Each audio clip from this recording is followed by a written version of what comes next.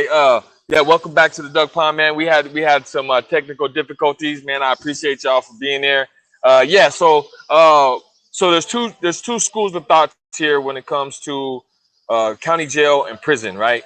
So I don't think a lot of people really know that there's a difference. But anyway, when you fighting your case in the county, whatever county you're from, you got to go through courts. So you're gonna meet all types of people. You're gonna meet people coming back from prison to fight their case. People who are getting resentenced from doing a lot of time in prison. So you have a lot of like cross contamination going on, like mobsters and murderers and people fighting their cases and just some regular Joes, right? So you run into every type of person that you can possibly run into, especially in the county jail. And then the whole time you're there, you hear about, oh, well, wait till you get to prison. Wait till you get to prison. Things are going to be different. And you're going to have to hustle and you're going to have to do this. And you're going to have to meet this person and do that. Then you got you got a lot of things that you got to remember before you go to prison. And you're trying to fight your case for your life and your freedom, right? So anyway, for me, it was a little bit different because my situation, I was in the news and it was in the paper. So where I was at in the pod, like everyone was kind of familiar with my situation. So they kind of kept me, in more of a like chill pod where there's not a lot of stuff going on. And so I was able to fight my case. So I was lucky in that regard because everyone kind of knew. So every time I would go to court, like they would clear like the floors so I can go to court because it was considered high profile, but I'm not high profile. Like just get that straight. I'm just a regular Joe. But in this situation, everybody was aware. Um, so in that instance, I had to take the stand and I had to go through trial. So I had to stay in the county jail and fight my case. And I ended up fighting it. I did a speedy trial and I was able, to get out of there. Went arrested in March and I think I was sentenced by September.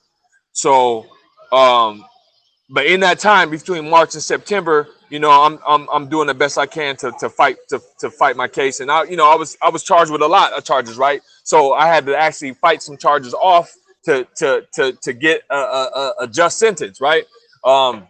Unfortunately, I got the life sentence for the mayhem and the torture conviction.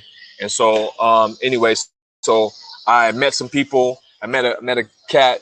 He was like a mobster type dude. So he was fighting this case and we sat down and we sat at the table and he was just, running it down to me. He was like, look, man, when you get to prison, this is what it's going to be like, man. You're going to go to the reception center.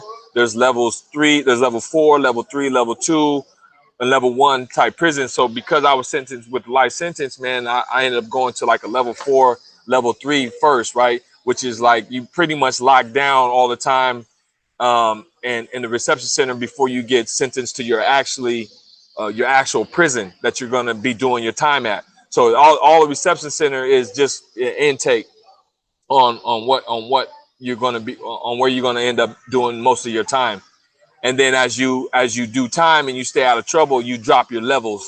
So you ultimately you can end up being down to level 1, right? But for me, I started out with level 4. I ended up going to Donovan, and I was in a hole. For like 2 weeks, and I thought that was prison. Sitting in the hole for 2 weeks. I was like, oh man, this is gonna be miserable. Like I don't know how I'm gonna do this, right? But like, nah, you're gonna hit the yard after you do the 2 week hole 2 weeks being in the hole. So when I hit the yard, I was walking out on a yard, and the way it's set up, man, it was kind of up on a hill. So as I come out the hole and I look over to the right, yo, I saw the Olympic Training Center, bro, where I was training at, like across the street from the prison.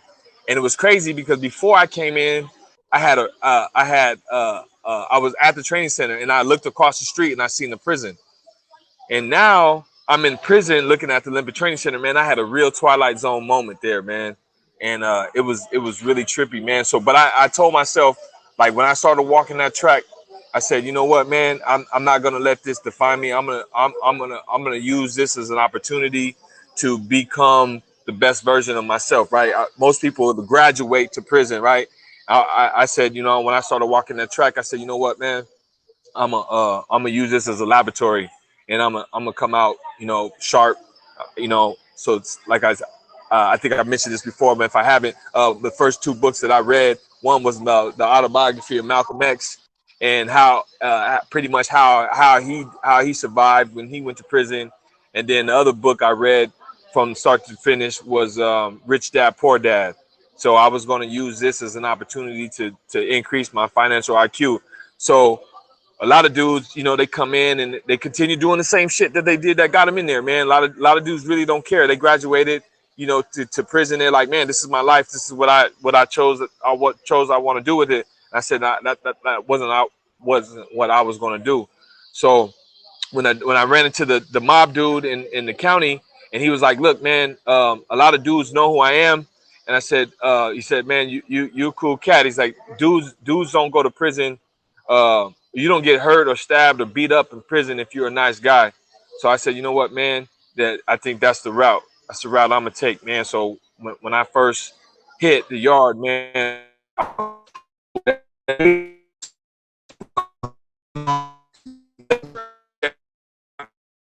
yard, but that's all myth, man. That's not really like how prison is, man. And I think in today's world, man, a lot of dudes, you know, California puts a lot of people, sentences a lot of people, and it's crowded, man. They have prison overcrowding because it's just a lot of people in here. Probably people who really probably you could have just told them, you know, hey, if you mess up again, then I'll send you to prison. But they don't care, man. They just send you to prison. There are a lot of dudes. There's a lot of dudes in here that a lot of men that learn that have the ability to learn their lesson and get on, right? But you end up spending like George Jetson years in prison, you know, in California, right? You know, and sometimes, you know, they got 3 strikes, and a lot of dudes are three-time losers or whatever, and they end up catching time, doing a lot of time in life in prison. But like my first shot out, I got all this time, you know what I'm saying? And I even asked the judge, like, you know, like when I was going through trials, it's like, hey, like I'll take a suspended sentence. Like if I mess up again, then send me to prison. But he was like, no, you're going to prison right now. I was like, ooh. So for me, I took this as an opportunity, man. Yeah, I made a terrible decision. I made a choice, and I have to live by the consequences of my actions. And I get that. So I knew from the gate that I wanted to make sure that I do what's right, you know, and stay out of trouble and not continue, you know, in honor of those that I've harmed, and then even my family too, man. Like, you know, I made a promise to my mom and my brothers, man, and even you, my boy, you know, letting you know that, man, I'm gonna stay on this path, man, and come out successful. So that's how I was gonna do my time. That's how I was gonna survive. And then I finally hit my main prison. I went up north to Mill Creek, where they pretty much like have like a lot of celebrities. Like I said, I'm not saying I'm a celebrity, but there was dudes like the Menendez brothers was up there. And when I got there, the dude, I don't know if you guys remember, but is a makeup dude named Max Factor. They called him the Max Factor. That was the dude. He was like this rich dude out of Santa Barbara. Anyway, I just hit the yard, man, and a lot of dudes like respected my swag, man. They just said, look, man, you know, you cool, man. You walk alone, whatever, man. You know, and that's one thing about prison, man. You know, you could get affiliated, and you could link up, and you could join gangs, or you could join, you know, other cultures, man, that you think that's gonna best suit you, right? You got that choice. Luckily for me, I had an opportunity. I know a lot of brothers, kind of ride solo up in here, man, and so and those are the dudes that you really like look up to and be like, okay, they've been doing a lot of time. I see a lot of people don't mess with this dude or whatever. So I took on that same persona. So that's pretty much it, man. I mean, I realized that that prison doesn't have to be this end of your story, right? You know, you can come out of this. And this, I've seen a lot of dudes leave. I met a lot of cats in here, that's got some self-help, that's turned their life around and was able to get out of here, um, you know, with the whole new consciousness and the whole perspective of life. And so that's what I did, man. And that's pretty much it, man. I did when I was in reception, when we was locked down, we come out for chow, and they had chow in the building, but it was on and cracking, man. It seemed like every time the doors cracked, it was like the bell going off in a ring. It was like ding ding ding ding. You see, as soon as the doors cracked, dudes was taking off on each other, man. I think they might have had like beef from the street, or they felt like they had like previous encounters, because like I said, you have dudes coming from the pen back to county, and then you got people from the street coming into the county, and then like you have all this stuff going on, man. So you never know. So that's why I said, man, for me, it was just like keep your head down, stay focused on you, and do what's necessary to get up out of there, man. But yeah, did you have any like things that you think that came to mind that you wanted to ask? You mentioned landing on the yard and looking up and seeing the Olympic Training Center. Okay. Tell me a little bit about that experience, about Mm, living in Olympic Training Center, whole life ahead of you, and then your reality setting in, mm. and you're now in the prison yard, Ooh.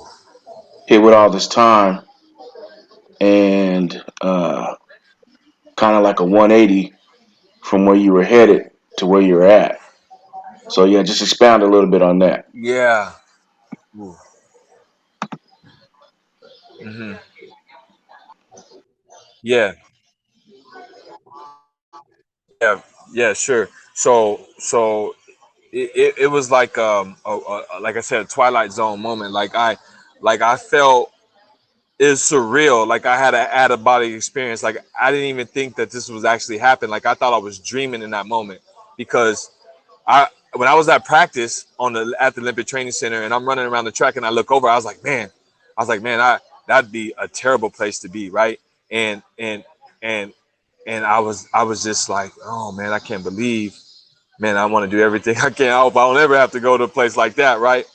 And then I wake up and I'm here.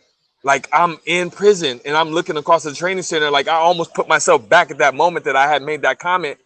And I was like, man, so what I felt in that moment, it was like, it was the reality hit me, and there was like no escaping it. Like I felt like the most despair, like I had been dropped from the face of the earth, and I was like heartbroken, right?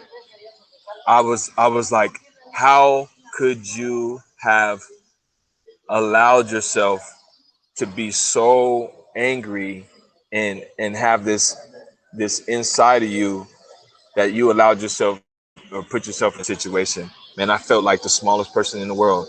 That here I am, all everything that I had experienced up until that point came rushing back, like my childhood. Like I had real out of body experience, and then I like snap to it. Like I'm here, and I'm not going anywhere for a long time. You know what I mean? So yeah, man. So yeah, man. So again, man, this is the world where I'm at now. Welcome to the Duck Pond. Like I said, like I told you before, how you do anything is how you do everything. And I'll be back, man. We're gonna talk. We're gonna have some more conversations about this, man. All right. One love.